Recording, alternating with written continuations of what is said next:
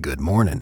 So it might be time to switch to cold coffee for the season, you guys. It is blazing here. It's like 113 is what's set for today. And woke up early, walked the pups, knocked that out before sunrise, and now here we are doing today's video, which is going to be a feature on last month's winner of the Challenge of the Month and the new one coming up. And I like this.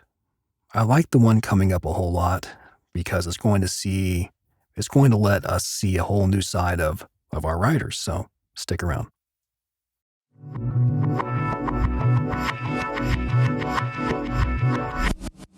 So before we go into the winner of last month's challenge, let's look at the new one.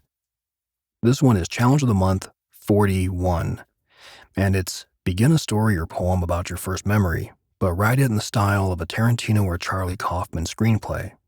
Where it goes from there, use any style you want. Open the belly, bleed on the page. Winner gets 100 big ones. Go.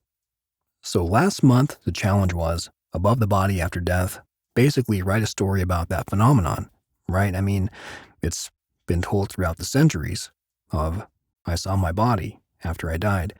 And it was a great suggestion. We took it, we ran with it, and here's the challenge. It's completed. And I have to say that I'm broken record time. I didn't have to judge this one, but I got to read all of these. And I'm sure it was tough. In fact, the panel labored over the winner, and I'm glad they chose who they chose. But the Wolf Den, yeah, brought it home. So did Detest John. I mean, just a beautiful story here. Dusty Grind, needless to say, Huckleberry Who, just hands down, amazing.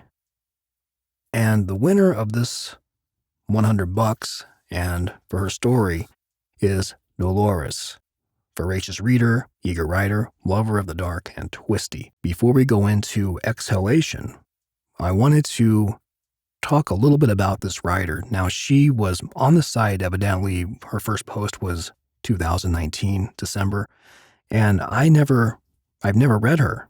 And so I discovered her recently and followed her from my profile and the pros profile, but I've never really deep dived, into her profile. And I did this morning, and this is a really well-rounded, smooth, and just a beautiful mind. And so if I were you, I would follow Dolores. I highly recommend it. So without further ado, here's Exhalation. Dying, for me, was a beautiful experience. I know that sounds crazy, blasphemous even, to describe such a tragic thing, a viscerally sad thing, in such a dissonant way. You might wonder if I was depressed, and truly, I wasn't. In the end, despite everything, I was stupidly happy. Still, if I was being completely and truly honest, dying, the actual act of it, not the pain or the ragged breathing, no, the actual process of letting go, that part was bliss. Let me tell you about my life before I ask you to celebrate in its ending. It wasn't a particularly spectacular experience. Some might even call it boring, run-of-the-mill, a life that could be mistaken for 1,000 others. Of course, to me, at the time, it was everything, the only thing. I was born in a small Midwestern town, raised in typical Midwestern niceness, by a father who was strict and distant, but did his best, and a mother who was a tad too religious, but who did all the mothering things with unmatched fervor. I was clothed in clean clothes, my feet adorned with shoes that were sensible and fit well. I was loved and scolded and hugged in all the typical ways. I had 2 sisters I constantly squabbled with, banging on the shared bathroom door, hastily getting ready for the day in a panic, somebody always holding up the one hairdryer, using up all the hot water. I loved, oh yes, I loved, Roman. That was his name. I remember thinking his name had that unique way of rolling easily in the curl of my tongue, passing effortlessly through my lips, like I've said his name all my life, or that I meant to, for the rest of it. He was brilliant, my Roman. I met him at university, studying astrophysics. He had grand ideas and even grander dreams. He loved life, but at the same time was disillusioned by it. He said to me once, using his hands to gesture into space. It's not possible, that this is it. There's more to this, more to everything. We just can't see it. You would think it would hurt, the way he said it, the way he longed for something more than us, more than what I could give him, but it didn't, because I knew what he meant. I felt it too. There was something in between the empty spaces, he told me, between the tiniest of particles, an answer to everything. I never found out what he meant, neither did he. He died shortly after his 25th birthday, before he was able to finish his research, before he got to meet his daughter, at that point still the tiniest clump of molecules gestating inside me. I remember the pain of that moment, how the world became dull and gray, how I went to sleep too many nights hoping to never wake up again. But day after day, I woke up and I would go through the motions, and I would go to work and my prenatal appointments, smiling at my doctor, telling him, yes, I'm doing okay. It's hard, but I've got my sisters, and my mom. Then I had my daughter, and at once the world had color again. She had Roman's eyes, almond-shaped and deeply brown, thick, dark lashes swooping downwards at the sides. I swear she looked at me in the exact same way Roman did, with that exact slight raise of the brows, the slight curl in the lips, and I remember weeping. I named her, Aster, Star, the only one that mattered in my universe, my son. We had a simple life, our little family of two. We fought a lot, in the way all mothers and daughters do, Aster having the quick wit of her father, the stubbornness of her mother. She broke my heart 1,000,000 times when she was a teenager, which we mended as we both grew older. Then as quickly as she came into my life, she left. I understood. She had to build a life of her own, having met her own star, her own universe. And it was good. Mom? She's finally here, my star. Aster. Large dark eyes stared down at me. She was older now, my star, smile lines having formed at the corners of her eyes. Have those always been there? They must have. Aster always smiled with her eyes.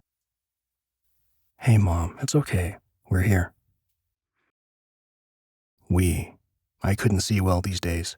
She must have brought her little boy, my grandson. I squinted at the small blonde head on her lap. She named him Roman. I wanted so much to smile, but it hurt to even breathe. My chest muscles struggled to expand. I saw the nurse put a hand on my daughter's shoulder, shaking her head. Yes, there was pain. Every single muscle hurt. The air caught uncomfortably in my chest, but there was also something else, something light. Suddenly I felt weightless. I knew then it was time to go. Time at once contracted, then expanded.